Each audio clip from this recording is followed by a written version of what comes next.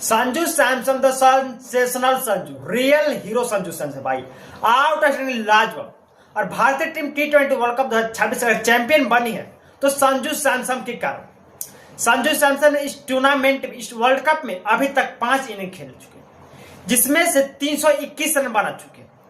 पहला मैच जो था नामीबिया के सामने और दूसरा का मैच जिम्बाब्वे के सामने, तीसरा का मैच वेस्ट इंडीज के सामने जो कि 97 रन नवाज पारी खेले थे। तीसरा का मैच जो है चौथा मैच था वो इंग्लैंड के सामने 89 रन की पारी खेले थे। और पांचवा मैच में आज 89 रन के दमदार पारी खेले, 3 बैक टू बैक अर्धशतक है और भारतीय टीम को चैंपियन बनाने अहम भूमिका थे।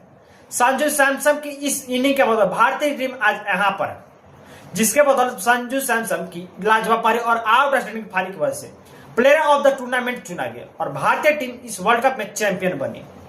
किस्मत बहुत ही लाजवाब चीज है, संजू सैमसन की किस्मत साथ दे रही थी, जिसकी वजह से भारतीय टीम चैंपियन बनी। वैसे आपकी क्या ओपिनियन कमेंट जरूर करिएगा। जय हिंद।